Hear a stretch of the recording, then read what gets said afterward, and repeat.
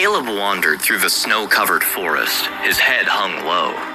He felt dizzy, disoriented, as if he were walking dazedly through a dream.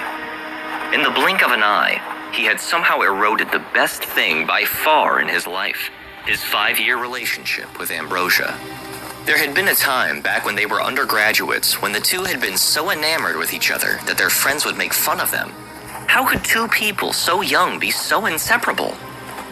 And now, alone in the dark, snowy forest, Caleb wondered an equal and opposite question to himself.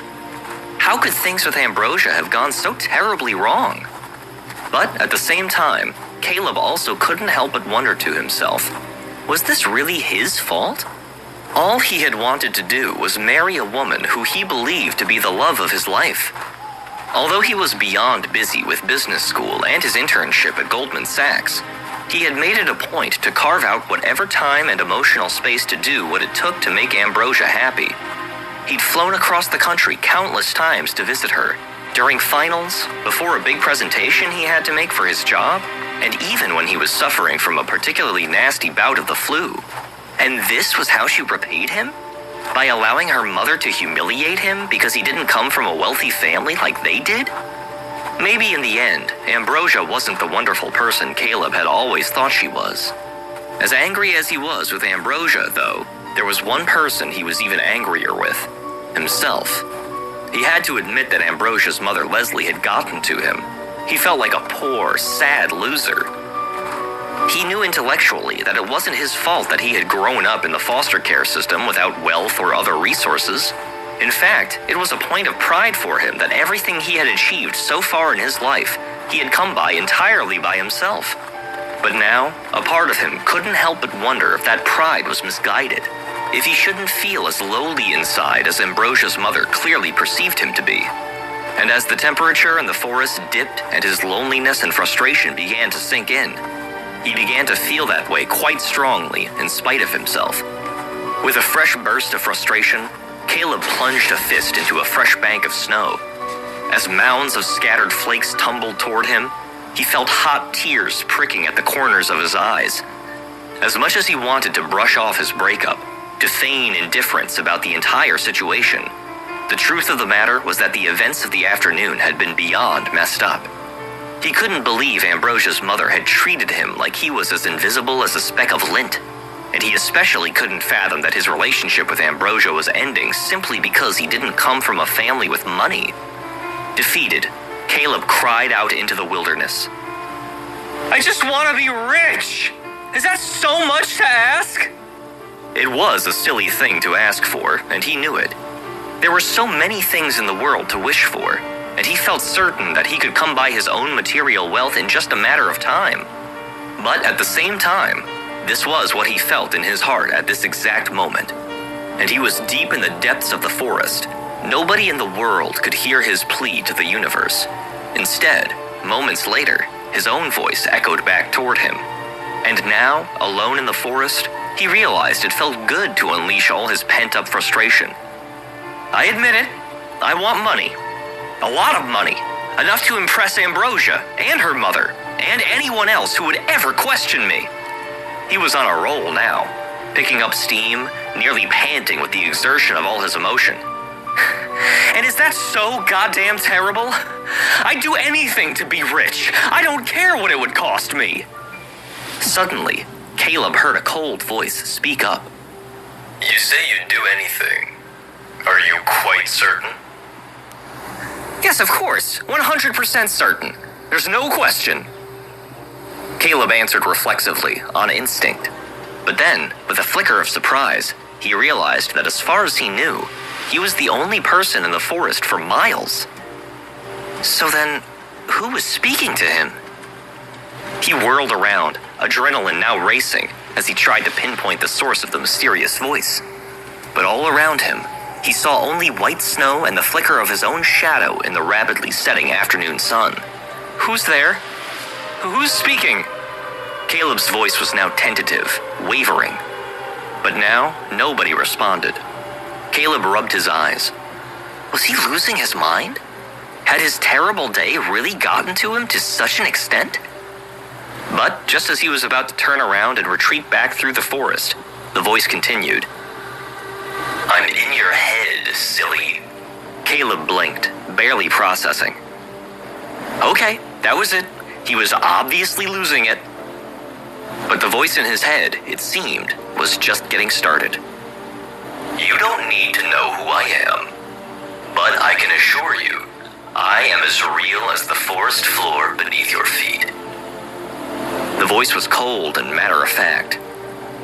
"What I can tell you is that I can make you rich. Infinitely wealthy, in fact. That's a promise. That is, assuming you really meant it when you said you would pay for those riches at any cost." Caleb could hardly believe what he was hearing.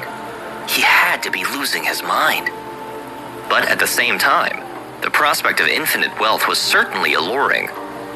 He couldn't help but want to hear more from this disembodied voice, wherever it was possibly coming from.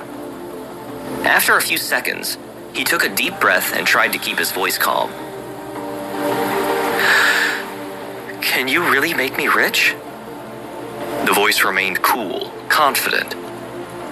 "Yes." "But how? I'm already doing everything I can. I'm going to business school to get a good job down the line. I'm working the best jobs I can find while I'm in school. What else could I do to get rich in the short term aside from robbing a bank?" He let out a nervous little laugh. For all he knew, robbing a bank was exactly what the voice was about to suggest he do to gain riches. He wasn't willing to go that far to get rich. Or was he? "You're searching for answers, and that's understandable. But you must answer my question first. Did you really mean it when you said you would do anything to possess material wealth?" Caleb considered the question. How far was he really willing to go to be wealthy? He had always considered himself to be a moral, scrupulous person. Before this moment, he had imagined that one day he would accumulate a great fortune through his own hard work and determination alone. But at the same time, look where all his morals and scruples had gotten him. Standing alone in a forest, screaming to the heavens because he is unable to marry the love of his life due to his lack of material wealth. "Yes," he answered the voice after a beat. "I'd do anything. Anything at all." And then, suddenly, whoosh! A sound rang out in Caleb's mind, as if some sort of an immense change had occurred. Before Caleb could react, a voice piped up from behind him. "Hello? Are you Mr. King?" Caleb started, jumpy. For a moment, he wondered if this was yet another voice in his head. His breakup with Ambrosia was clearly getting to him. He clearly needed to get some rest, get a good meal in his stomach, and try to shake off the events of the day. But when he turned around, he found himself staring not into the blanketed forest of white, but rather at a very real human man. The man was middle-aged, about 45, Caleb would guess, with thick, dark hair and eyes so deep brown they were almost black. He was wearing a neatly pressed suit and what looked to be Italian leather business shoes. And strangely, his clothing and shoes were immaculate despite the thick snow all around him. As he stared at the stranger, Caleb grew still more confused. He was fairly positive he had never seen this man before in his life. So how was this individual addressing him by his last name? "Sir, I'll ask again. Are you Mr. King?" The man repeated his question politely, but this time a bit more forcefully. Doing his best to recover from the shock, Caleb offered a terse nod. "Yes, I'm Caleb King." His guard was now on high alert. Was this someone who Ambrosia's mother had sent to ensure he stayed away from her daughter moving forward? Caleb had to admit that seemed unkind even for Leslie, but she had already surprised him with her cruelty once that afternoon. He decided his best course of action was to try to find out more about who this man possibly was. "And who are you?" Without answering Caleb's question, the man pulled a photo from his pocket and studied it closely. As Caleb peered to look over at the photo, he realized with a fresh twist of alarm that it was a photo of him. "Yes, this does indeed appear to be you, Mr. King." Although Caleb was now visibly rattled, the man appeared entirely at ease. How do you have my picture? And why? It was almost surreal staring at his own photo in the man's hand. Who was this individual? And who could have possibly provided him with this high-quality color image of Caleb? My name is James Lee, the man replied simply, as if that explained everything in the world. I'm an attorney, and I have some important documents here with me for you to sign.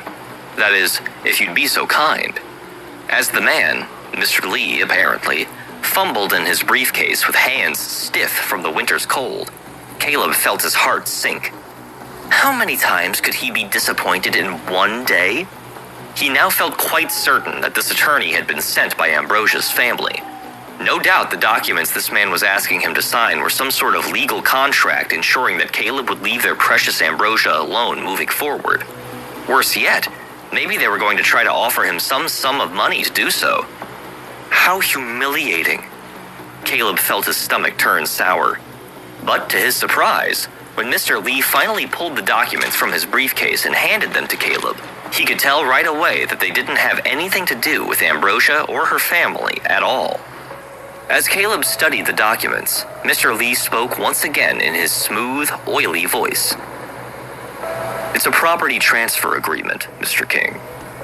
Caleb was aware of this fact. The document quite literally read, Property Transfer Agreement, on its front cover. What he was far less clear on was why this man was presenting him with a property transfer agreement in the first place. Could the man somehow have the wrong Caleb King? Only then, how could the photo be explained? As Caleb gaped at the agreement, the man continued, seemingly immune to Caleb's stunned silence. Please, once you've comfortably reviewed, do sign your name on the back. Mr. Lee presented Caleb with a Mont Blanc pen. Finally, Caleb found his voice. I'm sorry, what is this? As I mentioned, it's a property transfer agreement. Mr. Lee brushed an invisible speck of lint off his suit. As soon as you sign your name on the back, the entire estate of Mr. Henry Hamilton will be yours.